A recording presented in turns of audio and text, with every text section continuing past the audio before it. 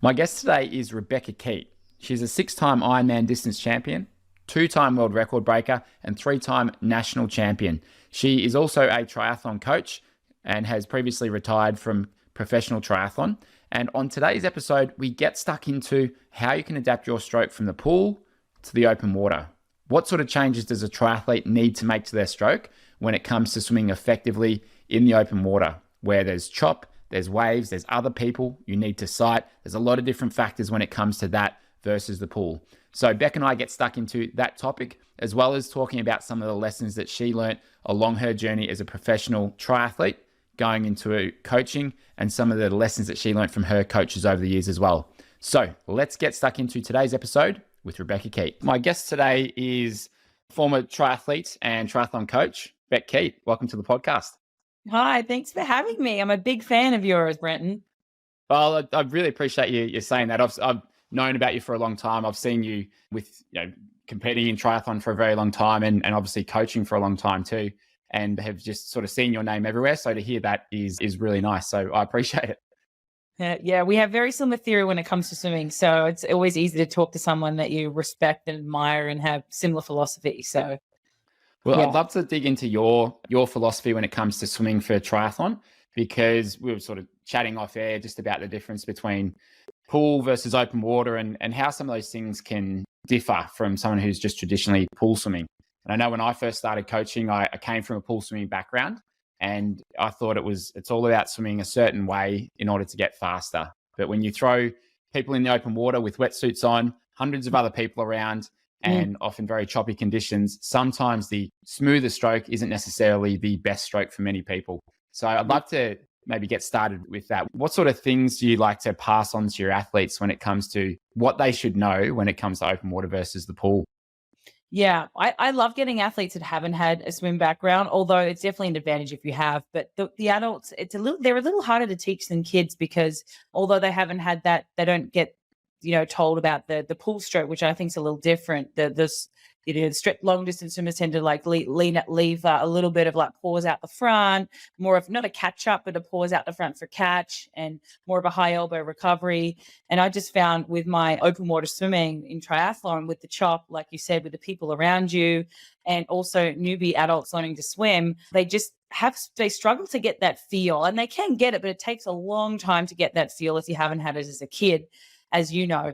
And so I don't have them pause out the front. Their stroke's kind of quicker. The catch is still really important. The entry, pull through, and exit phase is really important. We do more of an open arm, not like high elbow, but more of an open arm rather than straight arm. I was more a straight arm swimmer, but open arm where it's kind of I don't know if you know Brent Hayden, but he has that similar philosophy where it's more of a rotation recovery, because they have to get it over the wave, over other swimmers. And then I want them to hit their hand out as far as possible in front. And when I try to teach the high elbow recovery, they were entering here and then extending out the front. And just for adults that didn't know how to swim or hadn't learned to swim, that was something I was picking up that they really struggle with. So we do more open arm, faster stroke rate, and then the sighting. Like, you don't really have to sight in a pool. You can kind of like look up for the wall, but the sighting, I think, is so important to have that momentum and not lose that streamlined position, which is really hard to do also for a newbie swimmer to learn to sight while you're breathing. That's even a different ball game altogether. So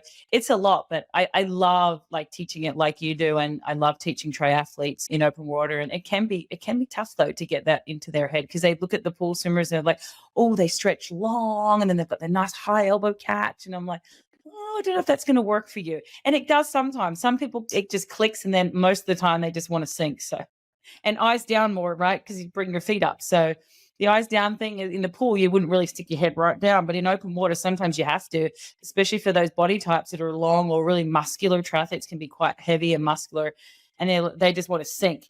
And they see the swimmers with their head like, it's a little in front, but it's not right down like this. And I try to get them to put their heads down, and they're like, I'm going to hit the wall. I'm like, but you want to get your legs up. So it's like a fine line. Yeah, I love working with adults as well. A lot of people come to our clinics, and so many people will say, this is the first swim lesson I've ever had.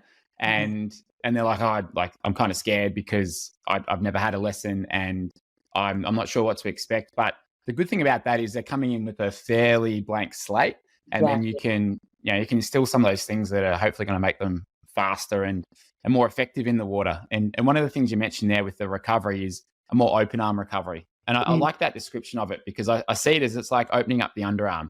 You want to open that underarm up over the water. And similar thing through your catch is like, if you can have this nice big open underarm as opposed to a closed underarm, then you're going to hold more water. So that concept of being more open as opposed to closed, I think that's a good one for people to carry in, because you do see a lot of beginner swimmers swim small and swim short. And that, and that like recovery where they're close to the body and they're very small and short. It's like, no, just open up, free yourself up, and it's going to be so much easier when you're swimming.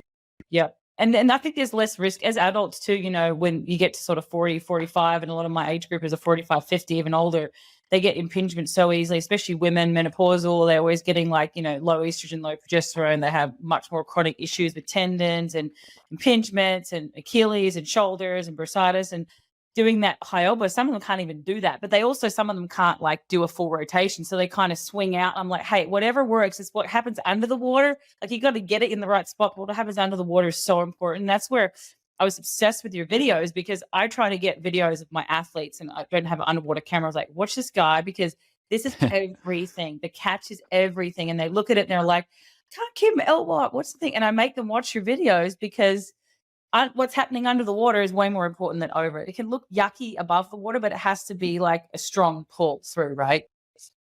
Yeah, it's exactly right. And I've got a similar approach where it doesn't matter what's happening over the water as long as that's not impacting you under the water in a negative way. So it can be quite scrappy over the top. And I did a season of triathlon. I did it for 1 year just as a bucket list to do an Ironman. And I didn't know that. What did you do? Which one? Well, I was booked in for Melbourne Ironman, and that was the year that they cancelled it. So I travelled over to Taupo and did it there instead.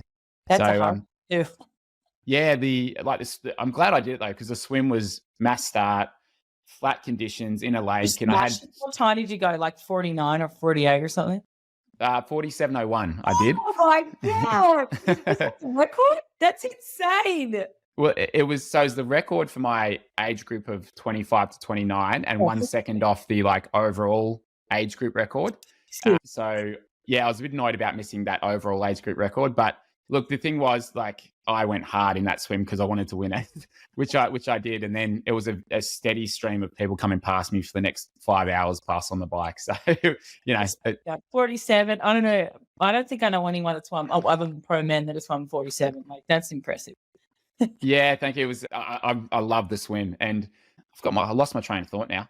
But I tracked you up, but I was just the 47. I'm like, I think I went under the 50 a couple of times, but that was in Roth. It was super fast. Like Taupo is not a fast swim, so that's impressive. Like, yeah.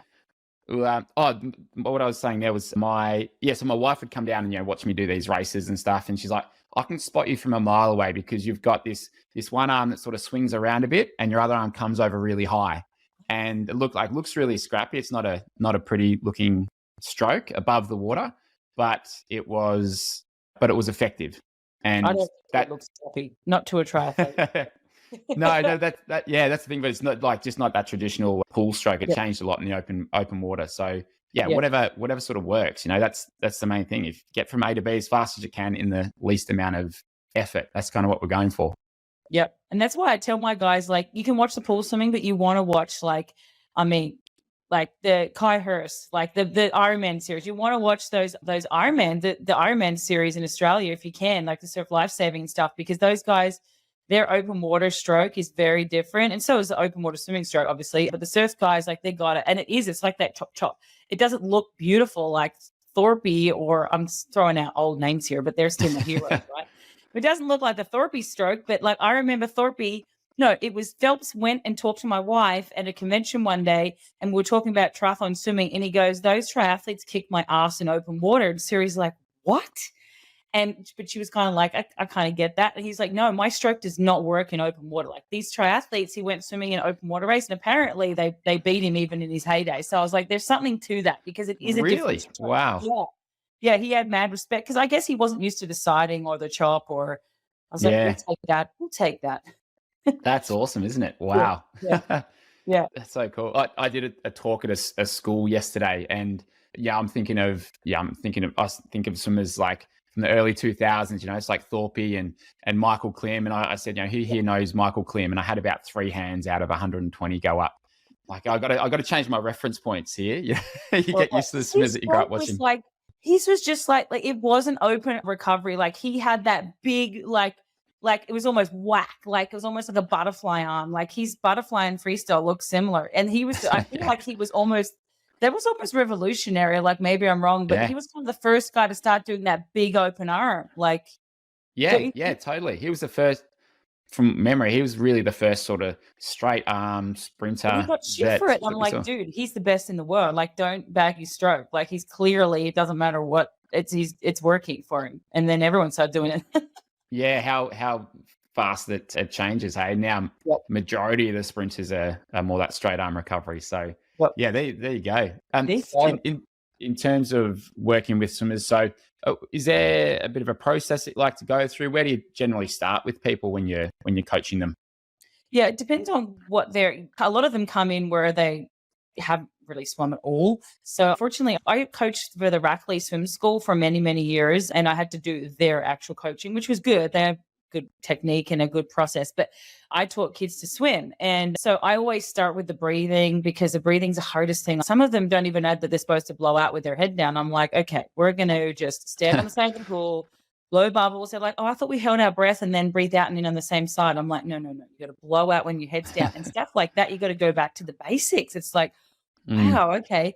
And you've almost got to teach them to swim as kids and teach them the breathing first. So I teach them, this sounds crazy, but I literally have it in the pool, blowing bubbles, rolling their head, blowing bubbles, rolling their head. And then they do it on a kickboard. Then they do strokes on the kickboard with breathing. And then we get rid of the kickboard. And then some of the adults don't like this, but I make them hold my hands and they swim like catching my hand. I don't really like that because they're adults. And I forget sometimes they're like kids. Like, I don't want to do that in front of all these kids that are kicking my butt. But yeah, and it really goes back to like that beginner mindset and teaching them how did I teach my kids to breathe? Like sometimes it's that simple. You've got to go back to that basic. And some of them are more progressed, but a lot of the time they've got to get that breathing right. And then I notice they're holding their breath and I'm like, no, you got to breathe out with your head down. So, and it sounds crazy, but that can just click when they realize that that's what they got to do. Yeah. And the thing is, no matter what level you get to, those guys are still often working on some of the basics and fundamentals. Now, not something as simple as breathing, obviously, but like even just alignment when they're breathing. So I was chatting to, there's a girl, Kay Malverton, who just missed the Olympic team this year, but she made it for Tokyo.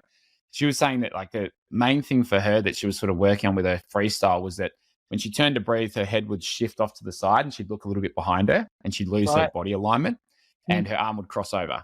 And she's second at world champs in the 800 free behind Ledecky a couple of years back.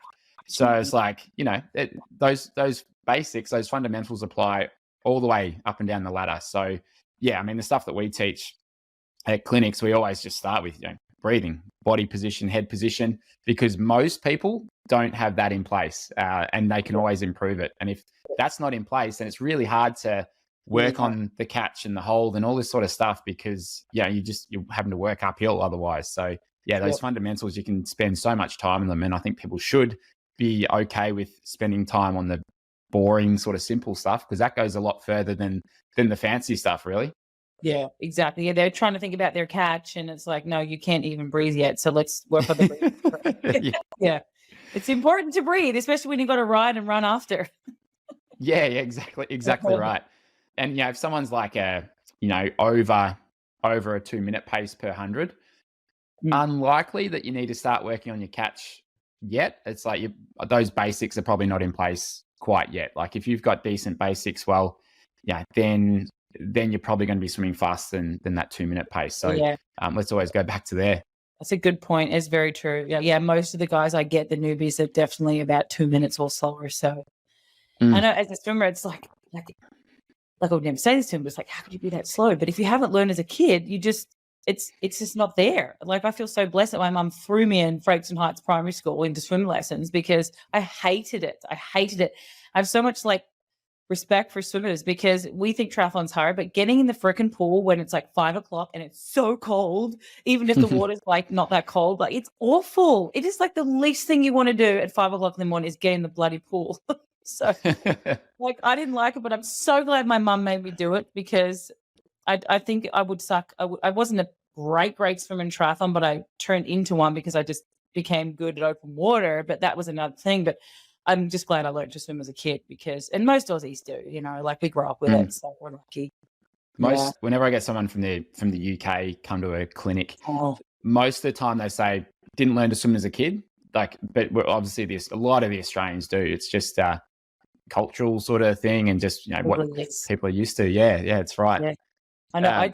I taught in the UK with my sister for a little while, and like they were scared to even like put their head under the water. I was like, wow, this is a whole new thing for me. Like at least the Aussies go in the surf and they're not scared to get under the water, but they were scared to even put their head under the water. They thought they were going to drown. I'm like, but you're touching the bottom. Like your feet are on the bottom. You're not going to drown. Like it's crazy. Yeah. Yeah. And when you see an adult, someone who's learning as an adult, the way I try to sort of remember what it's like to be brand new at something, it's like when I learned to surf when I was 18, and I remember the first time I was out in the water with a surfboard. I was actually just sort of body surfing out there. I was out with a friend who had a surfboard, and he said, "Here, like take this and have a go." And I remember being on this thing and just like going, I'm scared to hell because this thing's got this pointy nose. It's like I'm wobbling all over the place, and the nose is sticking right out of the water. And I felt so scared out there. And like it just felt like this foreign object. I don't know what to do with it. And then like it took months and months to figure out how to stand up and be balanced. And it took a very long time to get to that point. And it's the same thing when you're out in the water, because you just don't have that stable surface, and just trying to control the body and balance it takes time. So just trying to remember what it's like to be brand new at something, especially something as foreign as swimming or being in water. I think, it's easy to forget how challenging it can be sometimes. Yeah. It's very daunting as an adult to learn to swim. So, but like, thankfully they have people like us, right? Yeah, that's exactly right. What in terms of your career as an athlete and as a coach, is there any certain like turning points or like lessons you learned along the way that have really stuck with you? This episode is brought to you by Pillar Performance. Our new sponsors, Pillar, are a sports micronutrition company. And the easiest way to describe it is that while hydration and carbohydrates products will take you through to touch the wall as fast as possible, Pillar's mission is to get swimmers to the starting blocks in the best condition over and over again. I recently started taking Pillar Triple Magnesium after a friend had recommended it, and it's been a game changer for my sleep and recovery. I take 1 scoop 30 minutes before bed each night. In the same way that you might start your day with a coffee, I finish it up with the magnesium and recover better for tomorrow's session in the pool. Pillar Performance is used by some of the biggest names in swimming and triathlon, including Zach Stubblety Cook, Jan Frodeno, Ben Canute, Ash Gentle, Taylor Nibb, amongst a host of other well-known swimmers and triathletes. Where Pillar differs from other micronutrition you may have taken before is both the quality of the types of magnesium and the tangible results that I see on my Garmin each morning. If you'd like to try Pillar today, head to pillarperformance.shop and enter code EFFORTLESS for 15% off. That's EFFORTLESS for 15% off all first-time purchases, or for anyone in North America, enter the same code at thefeed.com. I think with regards when it comes to swimming, I remember I went to Brett Sutton, and he was like, he's still one of the best coaches in the world. He's coached multiple champions, Olympic medalist. And he actually, funnily enough, and he's going to be like, I don't know why I did that, because he doesn't do it anymore, but he tried to actually get me to swim like a pool swimmer. He's like, you're going to go long and strong. And I'm like, what? That's not typical, like open water swimming. But he actually tried to change my stroke. He thought, oh, your catch is so beautiful, I'm going to get you going long and strong. So it was like this long stroke, and he wanted me to slow right down and do like, it was ridiculous. Like my stroke count was so low. And for me, because I used to like breathing every stroke, and I still did in open water, it would change a little bit, but it kind of worked to an extent, but I just didn't have that feel that swimmers had. I just could never really get it. And I was doing okay. Like I come out just on the back of the front pack, like sometimes on a good day. And that was so important in triathlon, coming out on the front pack. If you're the second pack, with the way that races are these days, you're kind of screwed. And then I went to Siri Lindley, my wife now, and she said, I'm going to change your stroke rate, and I'm going to change your stroke altogether. I'm like, oh God, here we go. I'm like, what was I then? Like 2 years old, and she's changing my stroke. It's the best thing we could have done. It was like fast stroke rate, fast turnovers. We would do like 125s, like 100 times 25s. And I was really fit. So it was flat out. Every single one, obviously it wasn't flat out, but we'd be going like well, not that fast, but 15, 16 seconds for 25, leaving every 30, and we do 100 of them. And she started doing it with a band only. So I'd have a band around my legs. She's like, get your stroke rate up. I'm like, I can't hold this for 3.8K. Like, what are you doing? It's all about the stroke rate. Trust me on this. And so we do every week 125s, band only. And Leander Cave was the world champion at the time, and she changed her stroke as well. And I ended up coming out of the Ironman World Champs in 2000. That was a long time ago still, like 13, I think it was. And I led the swim with the great British girl who was a former swimmer and made like the Olympic trials as well in distance swimming. And I came out with her. We were nudging each other for the lead. And it was because I completely changed my stroke. And I give that kudos to my wife. And that was, I think, a real turning point, because then I was coming out at the front in the swim, and it changed the whole game because you weren't playing catch up the whole time. So, yeah, that was definitely a pivotal point in my career with my swim. I was already a really good runner, but coming out the front in the swim for me was big. It was a big change, big difference. And what do you feel the difference in your stroke was? Like, in terms of effort, like what was the difference in effort? Because obviously like longer, more powerful strokes with a slower rating can be quite tiring, because you're having to use more power basically each time. Whereas you can kind of back it off. You can kind of go from that big gear. You can drop it down a little bit and just rate up. Yeah. What was the feeling like for you as the person doing that? Good question. I think like at first on my fitness, I just felt like it was really hard cardiovascularly, because I felt like I was just breathing out my lungs the whole time. Like, because I'd have to kick, like, well, with the band we weren't, but I'd have to get the kicking in as well. And I was like, you're not supposed to kick in open water. Like, you should just be doing like a 4 beat at the most, right? Or even a 2 beat. And I'd have to kick a lot to get that fast stroke rate. But then I learned to do it with a fast stroke rate and a lot less kick. And it was more about like streamline position and getting my hips up and everything like that, and my body position. And I could hold the stroke without having to kick. So yeah, it was really hard cardiovascular. I felt like I had to, and I probably helped my swim fitness a lot, because we did a lot of speed work as well, which sounds crazy for Ironman, but we did. And we changed even the swim sessions were completely different with Siri. Like, it was like, I mean, we did a lot of max 50s and max 25s and flat out 100s. I'd never done that. I always just did like, a little bit of speed, but mostly endurance swimming. And so that was a game changer, brought my swim fitness up. And then I could just hold that eventually after a year of it. I could just hold that stroke rate. And it probably wasn't as fast as I felt like it was. It felt like it was super fast, but I didn't even know where it was. But it wasn't, it was more just, the right sessions as well, the right training for open water, and just having that strong catch with the band only. If you don't have a fast stroke rate and you don't have a good catch, like, you're just going to sink. So, yeah. Yeah. Wow. Did you have a rough idea of what your stroke rate would have been? God, I'm trying to think. Siri would know, because she had a stroke. I'm trying to remember. It's measured per minute, right, normally? Yeah. So, I mean, if you take it as like individual strokes, my guess, just without obviously seeing it, but my guess is you'd probably be up between 80 and 90, or maybe like low 90s, perhaps, as a guess. A lot of it was definitely above 90. I know that. It was. Yeah. Wow. I'm not that short. Like, I think for shorter athletes, I'm a little taller. Like, not that tall. 5'7.5", 5'8". But yeah, it was definitely above 90. I know that. 90 per minute. Yeah. Yeah. Wow. And in terms of the cardiovascular effort, do you think in the beginning it was more because you had to kick a lot harder and you had to sort of figure that out, or was it just an overall effort? Yeah, I think both. And I think I had to change my breathing, because I was always like long and slow and breathe every stroke, but I had that long stroke, so I could afford to breathe every stroke. With the fast stroke, it was 1, 2, 3, 4. Like, I was breathing 2 and 4 and 2 and 4, and a lot of the time just 4. Yeah.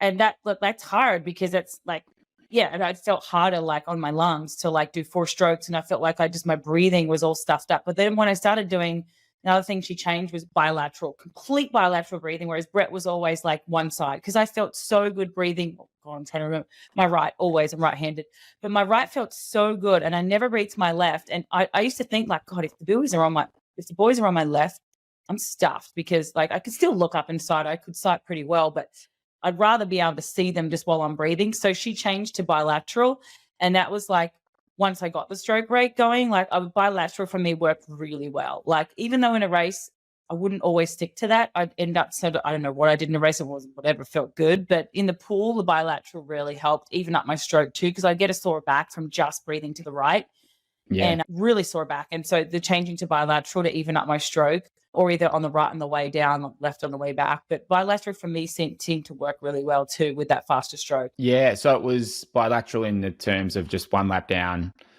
one No, way, one lap the other way, I or breathe three. I breathe every three pretty much a lot of the time. Yeah. yeah, yeah, gotcha. Yeah, but that's Yeah, how we would get interesting. into it. Because my left was terrible and it hurt my neck.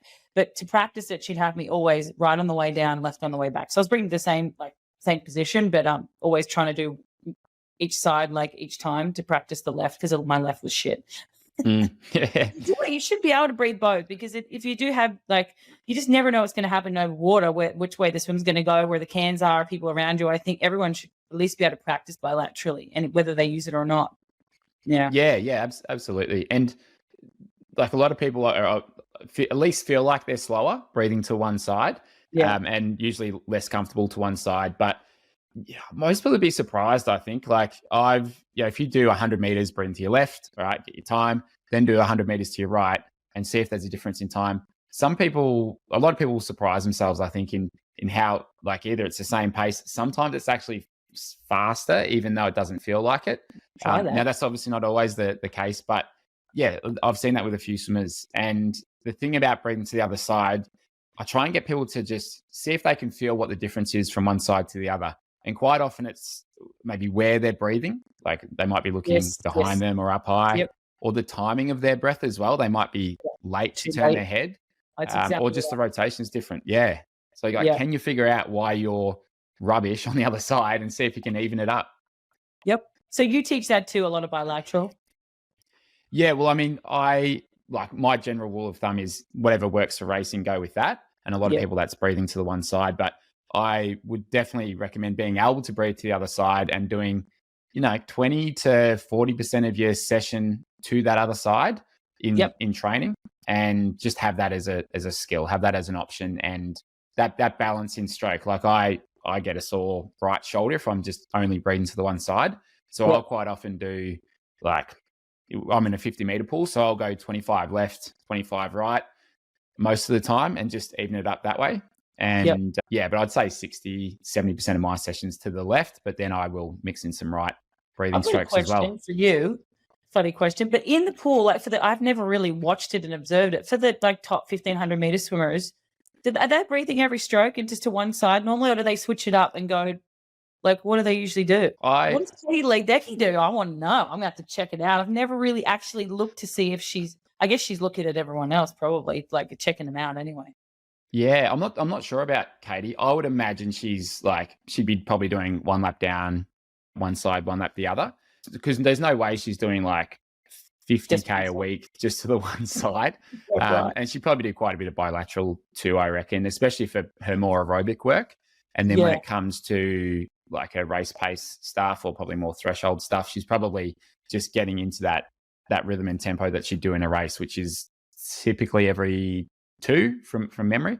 Yeah, but then I mean, you saw Daniel Wiffen, who won the 800 freestyle at the Olympics. He was breathing left on the way down, right on the way back for the race, just to keep an eye on his competition. So that was quite unusual, and I think Titmus might have done that for the 800 as well from memory. So and it can change. So and I mean, her normal breathing pattern for the 400 is 2-4, 2-4.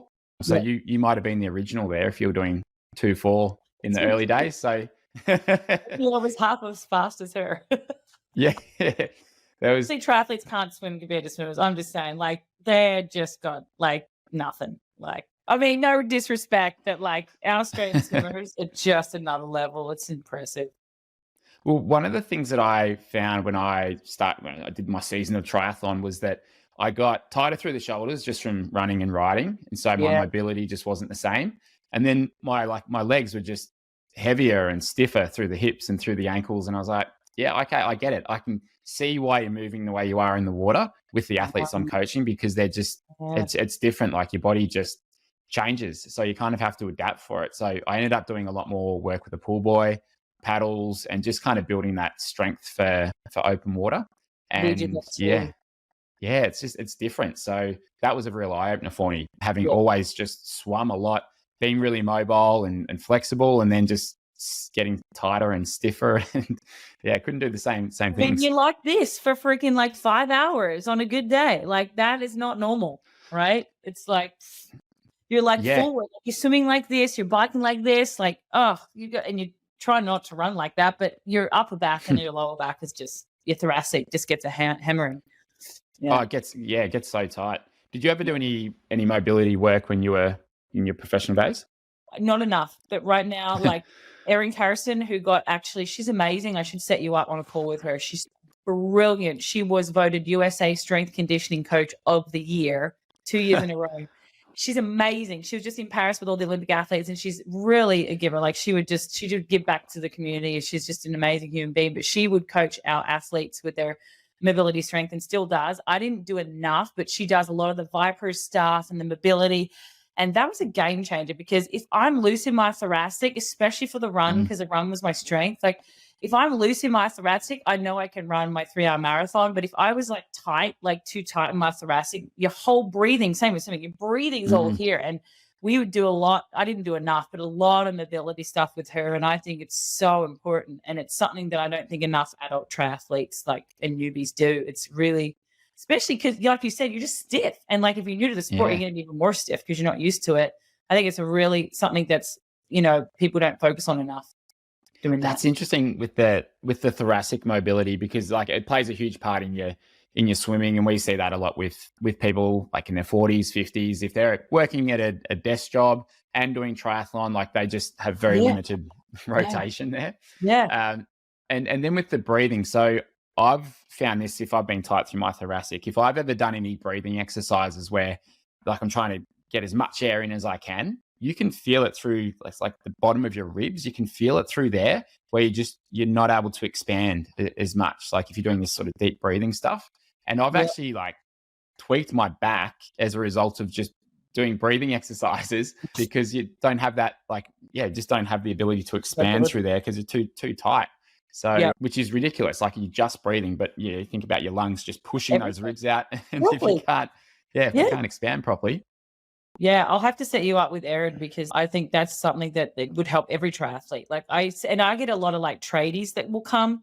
I don't even have to ask. I'm like, I watch them swim and they're tough, they're badasses. And I'm like, dude, are you a tradie? And he's like, yeah. I said, I can tell, mate, you are just so tight in your pecs and your shoulders and those guys, because they're building all day, like, and they're so tight. Like, I'm like, you got to do some mobility. You got to stretch out those pecs, stretch out those lats. Like, yeah, it's important. Yeah. Everything. Yeah, absolutely. And I think like swimming is just the best exercise for loosening up as well. Like even if they just throw in a little bit of backstroke here and there for recovery, just get those shoulders moving in the other direction, it goes a long way. And I find if I've been in the water for a week, I tend to get pretty stiff. But as soon as I get like a good session in, that's a couple K and I've worked hard, like you just feel a lot more mobile. You feel a lot looser. It's really good because it's your body weight supported by the water. And I always do, like with our programs, they did their long bike or brick Saturday, long run Sunday, try to do legs off Monday. And that's come from like Siri and Brett's coaching, because even though we swim hard on Monday, I used to hate it because we swim so hard, but you're really not putting that weight bearing on your legs. So you can kind of get away with it even if you're exhausted. I hated doing Monday hard swim, but it's much better than doing a Monday hard bike or hard run. And even though it doesn't feel like you're recovering cardiovascularly, like the legs are still recovering really, no matter what, unless you do it a kick set or something. But that was kind of our go-to, the hard Monday swim, unless you're totally screwed and stuff. But yeah, the hard Monday swim after a big leg day on Saturday, Sunday. Yeah. Yeah, that's pretty consistent across most swim squads that I've seen as well. It's like Monday morning, that's when we do our 10-400s. That's when we do our big session or our threshold session. And, it makes the rest of the week seem somewhat easy if you've done your big session then. But yeah, that's right. It's like great time to do it for most triathletes who are doing their big sessions Saturday, Sundays. Yeah, I think that's the way to go. Is there any other sort of lessons that you've learned along the way or things that you've picked up and you find apply to most people? God, I feel like there's a lot, and you're going to laugh at this, but there's a lot of like Fitfluencers out there, people that are like swim coaches or Ironman coaches. And some of them are really good, but a lot of the time, like, and I'm not saying you have to have done an Ironman or like Brett Sutton didn't, or been like in the sport, like actually competitive in the sport. But like, I feel like you got to have some skin in the game in a sense that you've at least had like several years experience. You don't just do your Ironman certificate, you can coach. Like, there's nothing better than having like that. And for you, you're a perfect example. Like, you swim for so many years, and there's very few swim coaches that can actually teach triathlon swimming. So you're one of them. And I think it's hard sometimes when you look at social media, you're like, oh my God, what are you doing? What are you teaching? So I always say to my guys, and they'll go, oh yeah, my mate did Ironman last year. He's been doing it for 12 months and he told me that I should. I'm like, stop. Yeah.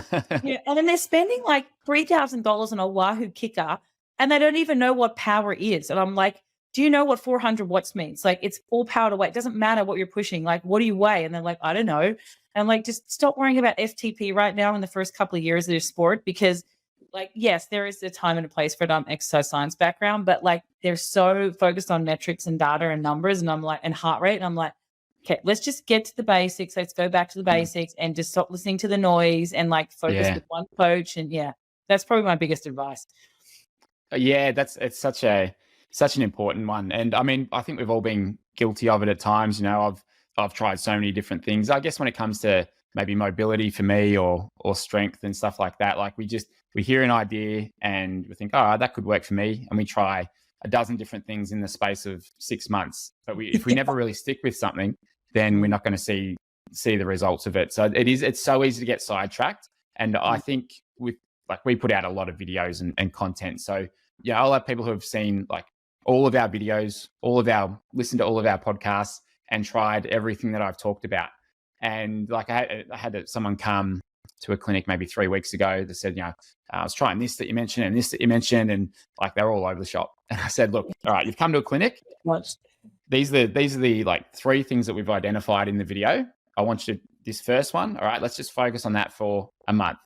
Like switch off your Instagram, switch off your social media in terms of like what you're viewing, and just focus on this, and then move on to the next one from there, because it's just so easy to get distracted. And if you're not spending enough time on those fundamentals and just learning the real basics, then you long term you're going to really stop yourself from improving. Short term, yeah, you might make a bit of an improvement, but long term it's just like consistency, fundamentals, and just get really good at that. Yep. And I guess with swimming too, I guess the good thing is you don't have like, there's not a lot of like, well, it's a lot of innovation with swimsuits and goggles and stuff like that and the way people train. But triathlon's crazy because you can get like these bikes, these like $20,000 bikes, but you can't even ride like more than like 15 miles an hour, and you see them sitting up on their hoods with an aero helmet. Like, don't waste money on that. Let's like gain like 10 minutes of the swim first and then spend 20 grand on a bike. But I mean, if you can afford it, do it. But then you see them sitting up, you know, no aero position. I'm like, whoa, what's going on here? So yeah, fundamentals, so important. Yeah, absolutely. And the thing is, it's not sexy and it doesn't sell, but you know, it's like, it's the only thing that really counts in the long run. So, you know, that's just how it is. But, you know, I think once you've got an athlete and you've sold them on your way of your approach, you know, and they trust you and believe in you and the way that you're going to work with them, then you can really just go, look, this is what we're going to do. And if you stick with this for 6 months, I can guarantee you're going to see the results from it. But there's a lot of noise, and yeah, it can be hard to just not be sidetracked by it, I think. Yeah. What sort of metrics do you use for swimming? Like, because I just say, like, let's just think like swimmers, use the pool clock. Because a lot of the time my guys, you know, they don't even know what time they're coming in on because they're using their Garmin all the time. And I'm like, firstly, you hit it like 2 seconds after you hit the wall. It's probably inaccurate. Your heart rate is probably inaccurate because you're not wearing a chest strap. Like, let's forget it. Let's just swim like swimmers and like use the pool clock. Like, you need to learn to use the pool clock and know your times and know what you're coming in on. Like, what's your approach there with like the Garmin and stuff like that? Like, so I'd never really used the Garmin at all. And the last couple of weeks, I've just for some sessions, I've just hit start and then just done the auto stop and start feature. And it's been so inaccurate with like counting my laps and stroke count and like times and stuff. And so I just like, I don't even look at it until the end because I just want to track my distance and get a rough idea of my distance for my like, weekly volume, but I'm not using it for anything productive. It's just like, I want to see what it spits out for me. I'm glad you're on the same page as me. Yeah. Like, so, and I wear the form goggles once or twice a week, and that's much more accurate and gives you an accurate pace and all that sort of stuff. So if you're looking at metrics with any electronic device, I think form's actually accurate, whereas Garmin's not, because it's just obviously on the wrist. Goggles are a lot more accurate because it's on your head. But yeah, in terms of like times and stuff, use the pull clock. And I really like perceived effort stuff as well, like just tuning into how you're feeling. Amen, brother. Amen. You're preaching. Because it's just like, because you're not going to be checking your pace in a race. Like, it's just all based on that perceived effort. Right. So you got to be in tune with it. I think, like, I love the perceived effort stuff over anything else. Music to my ears. And it's way harder in the pool to get it right, because I remember we used to get that thing, you probably did too back in the day. I don't know what they do for heart rate now. I guess they have some fancier thing, but it would literally be like, I don't know, even Dennis Cottrell would use it, and you drop it in the pool and it had like a sponge on it, and we just hold it to our heart to get our heart rate. Oh, yeah. Yeah, remember those? It's going back, isn't it? Wow. I know, way back in the 2000s. But yeah, I mean, take it manually if you don't like that. Really, the most accurate way is to honestly take it manually. I say to my guys, count it for 10 seconds and times it by 6. But yeah, I'm a big perceived effort person, because I mean, looking at your watch, looking at your heart rate and your time, like in a race, in the swim, firstly, you can't do it. And is looking at actually going to make you swim faster. Just go as hard as you bloody can. And looking at your watch is not going to make you go any faster. So yeah, I'm all for a rate of perceived effort. Listen to your body, know how it feels. I think once you're in tune, you know what pace you're on. Like I could pretty much, you would too, guess almost exactly what time I'm on without even looking at the clock. So yeah, it's exactly right. And so I'm a big fan of that. And then with the form goggles, like I've converted quite a bit with them over the last few years. Like they sent me a pair a couple of years back, and I was like, I doubt I'm going to use these because I'm anti-tech and just traditional swim background. But I really like the just seeing my pace when I hit the wall, especially if we're doing like a VO2 set or a heart rate set where it might be like, say 10 ones, best average on 2. I can see what I'm going out in. I can see what I do when I touch the wall, and that's accurate. So there's really good uses for that. But yeah, the Garmin's just so inaccurate. And if people are giving their stroke counts, we love you, but we just not advocates. Yeah, at least not for swimming. It's not. So much shit when I did a post one day and I wrote, "Get rid of the Garmin," and everyone's like, "What are you talking about, coach?" But Siri, like, coach an athlete. This is a real quick funny story on metrics, right? Training Peaks, Training Peaks. So we knew the founder of the company, and they were at Hawaii. Miranda Carfrey had won the world championship, and she's going back to won again. She won again for the second time. Siri had coached her to 3 world championship titles in the Hawaii Ironman. Everyone knows Miranda Carfrey. If you don't, you need to know her. She's retired now, but she was the best Australian athlete in Ironman that there was.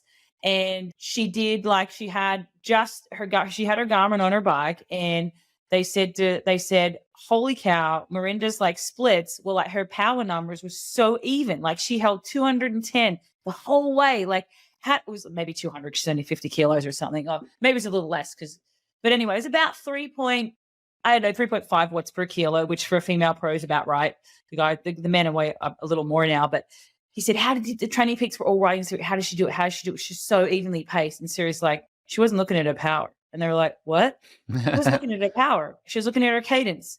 And yes, it changes with hills and you got to be, but the main time when it was like, she would try to stick exactly 80 cadence, 80, 82, I think it was. And that was a game changer. And they were like, Siri was laughing because they were expecting this like scientific answer onto how she had this even power. And it was all just cadence. She just looked at her cadence the whole time. So wow. Yeah. It's interesting, isn't it? Yeah. And it just goes to show we've gone so far with just like that perceived effort for so long that like there's time and a place for using data, but you can get so far with just tuning into your body and how you feel. And because I think it's so easy to get distracted by other things. And like one thing that I really try and advocate for people who, if they're in a bit of a rut with their swimming or they're in a plateau, like just get rid of any tech, go for a swim. Don't even worry about your times.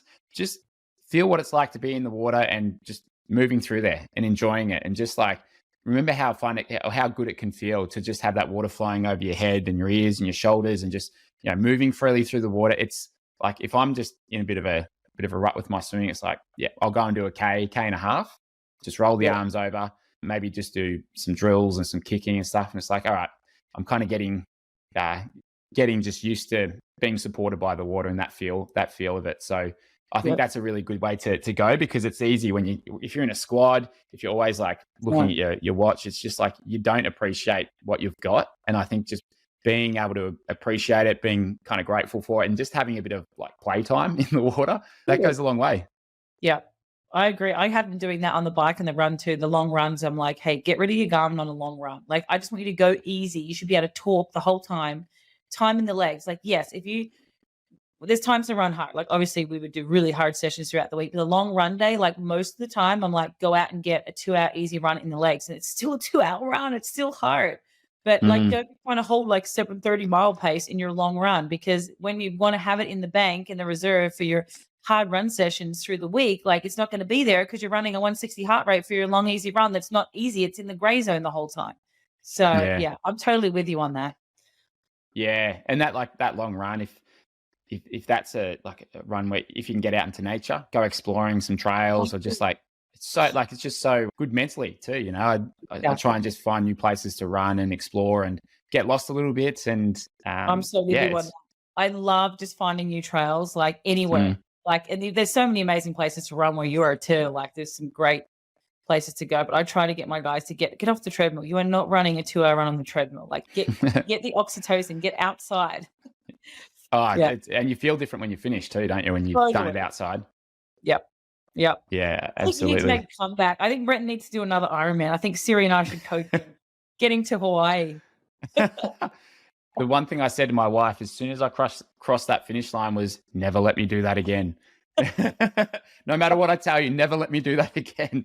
It absolutely floored me. But then 2 days later, did you go, yeah, I could probably do another one?